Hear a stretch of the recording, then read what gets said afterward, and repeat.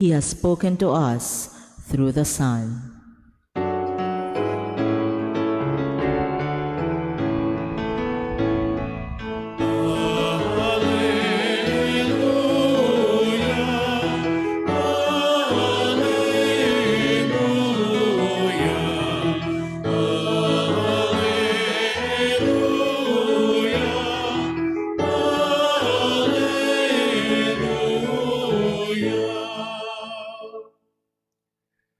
The Lord be with you. And with your spirit. A reading from the Holy Gospel according to Saint John. Glory to you, O Lord.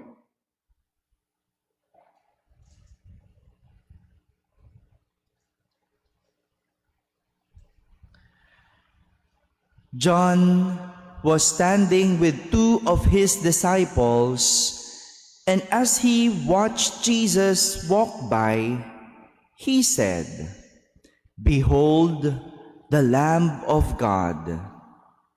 The two disciples heard what he said and followed Jesus. Jesus turned and saw them following him and said to them, "What are you looking for?" They said to him, "Rabbi," which translated means teacher, "where are you staying?" He said to them, "Come, and you will see me." So they went and saw where he was staying, and they stayed with him that day. It was about 4 p.m. Andrew, the brother of Simon Peter, was one of the two who heard John and followed Jesus. He first found his own brother Simon and told him, "We have found the Messiah," which is translated Christ. Then he brought him to Jesus.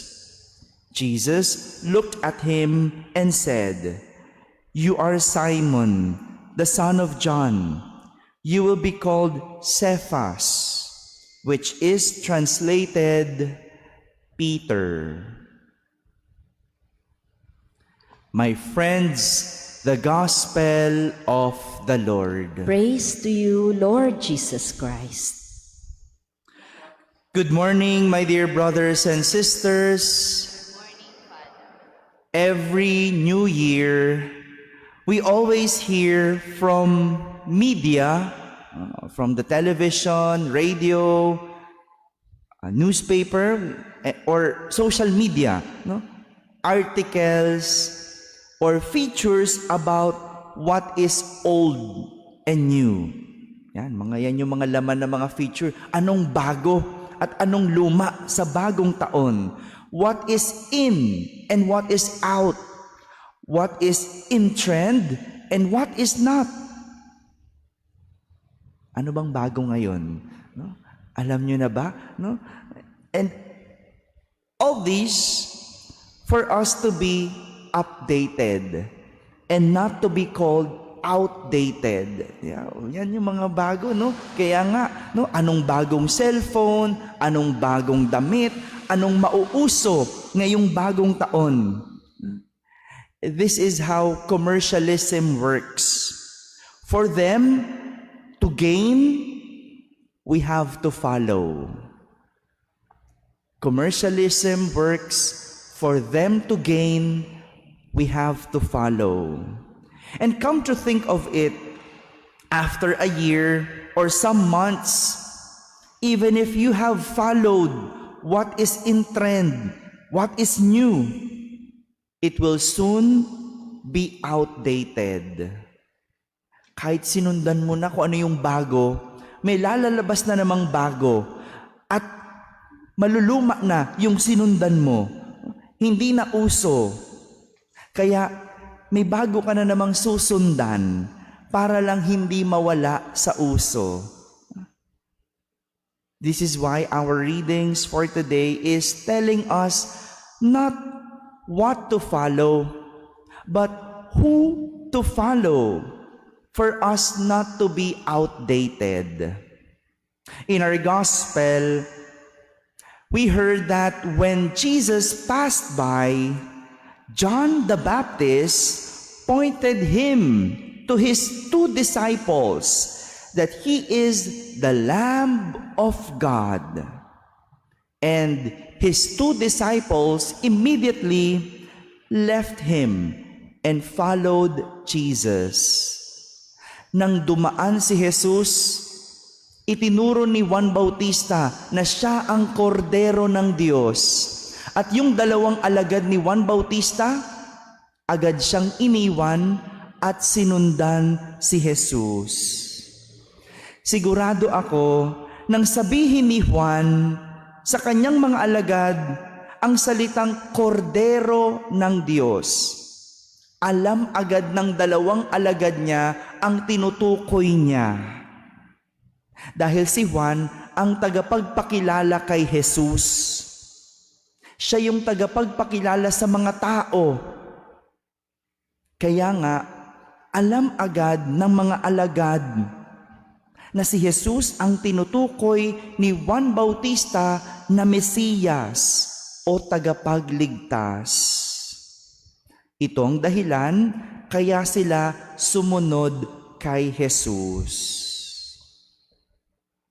But wait, there's more than following Jesus here. May mas higit pa sa pagsunod kay Jesus dito. Because they asked Jesus where he was staying. Hindi lang nila sinundan si Jesus, tinanong nila si Jesus where he was staying. The word staying has a deep meaning in the Gospel of John. The same word as remaining or abiding. Sa Tagalog, pananatili. Yan yung gustong tukuyin ng 2 alagad na sumunod kay Jesus. Saan siya nananatili? Kaya hindi lang nila sinundan si Jesus, kundi sumama sila kay Jesus kung saan siya nananatili. And like what the gospel said, they stayed with Jesus that day. Nanatili silang kasama ni Jesus noong araw na iyon. Ito po ang ibig sabihin ng malalim na pagsunod. Hindi mo lang ginagaya ang ginagawa ng iyong sinusundan, kundi nananatili ka kasama nito. Bumubuo ka ng relasyon sa taong iyon. At yun ang ginawa ng 2 alagad. They did not only follow Jesus, but they stayed with Jesus. Hindi lang nila sinundan si Jesus, kundi nanatili sila kay Jesus. This is also what St. John in our first reading is referring to, that the one who acts in righteousness is called a child of God. You see, hindi lang alagad ang tawag sa taong sumusunod sa Diyos, kundi tinatawag siyang anak ng Diyos. Look at how deep the relationship we have when we not only follow God, but when we stay with God, we are called children of God. Yan yung malalim na ibig sabihin ng pagsunod. Hindi ka lang nagiging alagad. No? Diba sa atin, sa mundo natin, kapag sinusundan mo ang isang tao, ang tawag sa'yo, fan. Sinusundan mo yung pare, fan. Sinusundan mo yung artista, fan. Pero kung nananatili ka, ang Diyos, hindi mo lang susundan at di ka magiging fan. Pero pag nanatili ka, ang tawag sa'yo, anak ng Diyos. Mas malalim sa pagiging fan. Ang ganda, no? Ang ganda nung correlation of everything. My dear brothers and sisters, This is the difference between commercialism and faith. Commercialism gains when someone follows.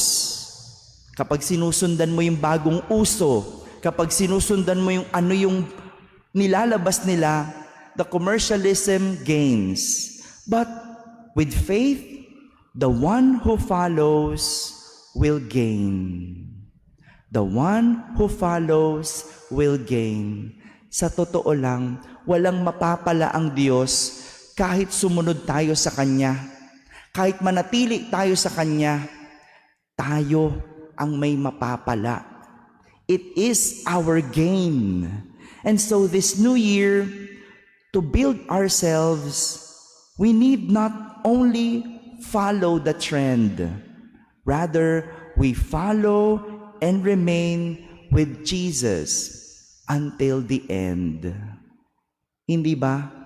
Kapag sinusundan mo yung anong uso, that builds your character. Siyempre, no? Ayaw mong masabing old-fashioned. No? So, sinusunod mo kung anong uso. You build your character. No? But when you follow Jesus, you build not only a character, you build something deeper than the character, and you become a child of God. Amen.